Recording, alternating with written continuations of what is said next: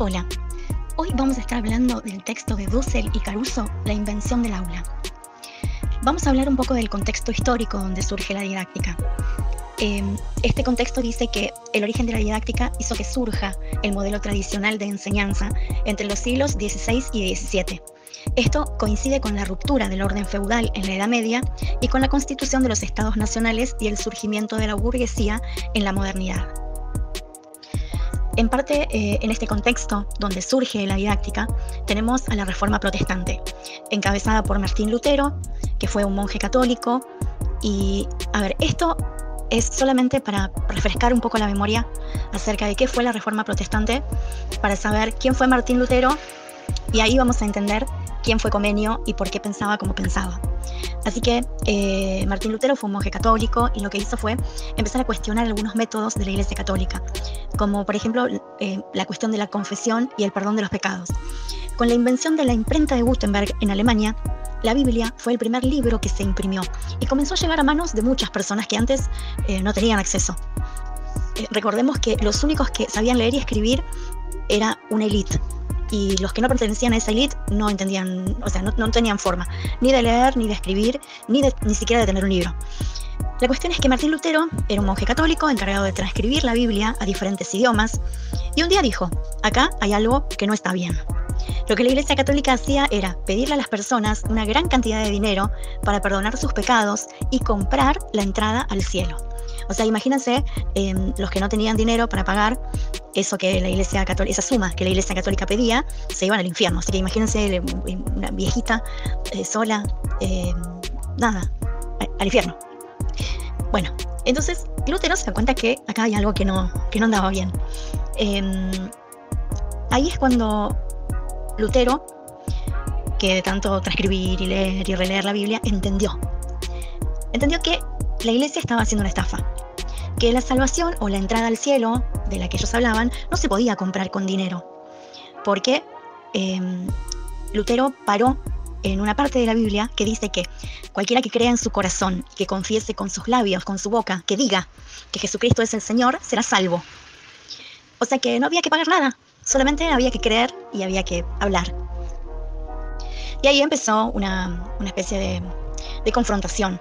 Ahí empezó una división, porque algunos monjes lo siguieron a Lutero y se fueron de la Iglesia Católica, y la mayoría de las personas del pueblo, los que no estaban dentro de la Iglesia, creyeron plenamente que lo que Lutero decía era cierto porque estaba escrito en la Biblia, y era algo que los sacerdotes católicos les habían escondido durante muchísimos años, mintiéndoles y diciéndoles que no, que había que pagar.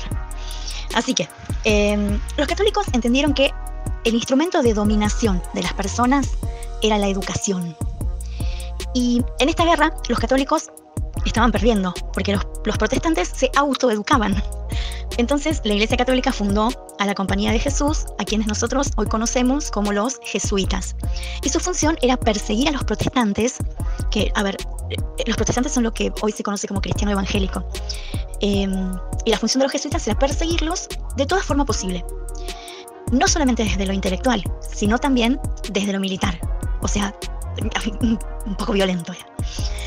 Todo esto que yo les acabo de contar es para que ustedes puedan entender este subtítulo que tiene este texto, que es el rol de la religión como partera.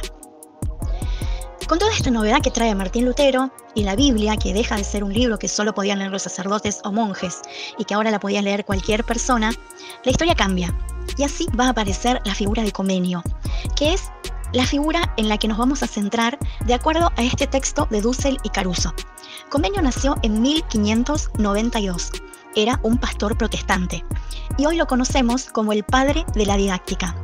Su obra más importante se titula Didáctica Magna y la escribió en el año 1632. En esta obra Comenio asienta las bases de la enseñanza sobre la existencia del método didáctico, que con fundamentos en el orden natural y en sus ideales religiosos, debe permitir enseñar todo a todos. Entonces Comenio decía que para enseñar todo a todos había que considerar el gusto y la voluntad de los alumnos, y había que educar su entendimiento y su memoria. Desde su obra Didáctica Magna, él crea un artificio universal para enseñar todo a todos. Pero, ¿qué es un artificio? Bueno, es un dispositivo artificial que no es natural, sino creado por el ser humano. El aula, los pupitres, el pizarrón son ejemplos de dispositivos, pero también lo son el espacio, el tiempo, es decir, lo simbólico que se genera en la enseñanza. Se dice que es universal porque servía en todo tiempo y lugar, y esto de enseñar todo a todos implicaba que el conocimiento se puede guardar en algún lugar. ¿Y cómo se puede guardar en algún lugar? Ese lugar es la enciclopedia. Ahí estaría todo el saber producido por la humanidad. ¿Se acuerdan cuando veíamos la escuela tradicional, que su enseñanza era enciclopedista? Bueno, está relacionado con esto. Pero para Comenio, ¿quiénes son todos? Comenio pensaba que todas las personas, todas, absolutamente todas, eran educables. Él rompe con la concepción de que para una élite o para unos seres iluminados solamente es el poder aprender. Para Comenio todos es todos. Ricos, pobres, hombres, mujeres, chicos, grandes, todos. Y para que podamos entender un poco más la importancia de este método que Comenio proponía, vamos a charlar un poco sobre los principios de la naturaleza a los que él tomaba como ejemplo. Para fundamentar la enseñanza, se sostenía en el orden de la naturaleza y de Dios. Entonces, Comenio enunció su cosmovisión en su, abro comillas, Pan-Sofía. Esto es su orientación de la enseñanza para todos a partir de un orden natural, que es el orden del mundo, y su principio ordenador es Dios. A ver, más sencillo.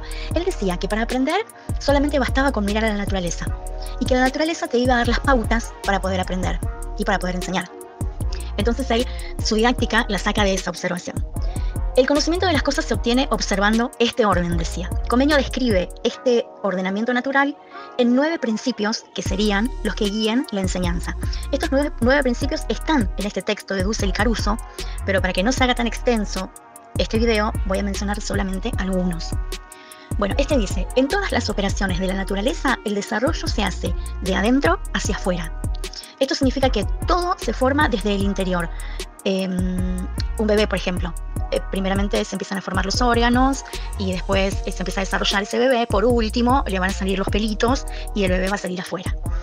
Entonces, las cosas van desde lo interno hacia lo externo. Otro principio dice: la naturaleza no da saltos, prosigue paso a paso. Él dice que en la enseñanza todo debería ser graduado en diferentes clases. O sea, acá ya empezamos con la concepción del gradualismo, que más tarde va a separar a la población que estudia en diferentes grados, en primer grado, segundo grado. El último dice: si la naturaleza empieza cualquier cosa, no la abandona hasta que la operación queda concluida. Esto tiene que ver con quien inicia la escuela, que debe estar en ella hasta terminarla, y también se refiere al tema de faltar, al tema de no ausentarse. Bueno, Comenio dice: estamos frente al modelo que hoy denominamos tradicional. El docente expone didácticamente frente a un grupo de alumnos, y las prácticas de enseñanza cotidiana se basan, para Comenio, en el orden y en la autoridad. El orden se materializa en el método que ordena tiempo, espacio y actividad. La autoridad se personifica en el maestro, que es el dueño del conocimiento y del método. Después, algo que tenemos que remarcar es que Comenio se opuso al tema de los castigos físicos. Si bien no desaparecieron, pero a partir de su didáctica esos castigos físicos él proponía que no debieran estar, porque no contribuían absolutamente en nada.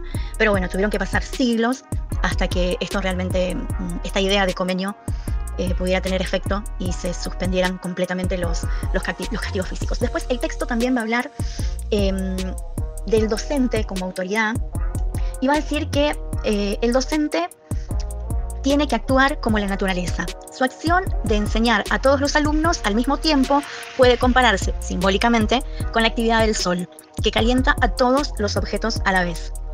Y a este docente le corresponde un alumno. La palabra alumno, etimológicamente, significa sin luz.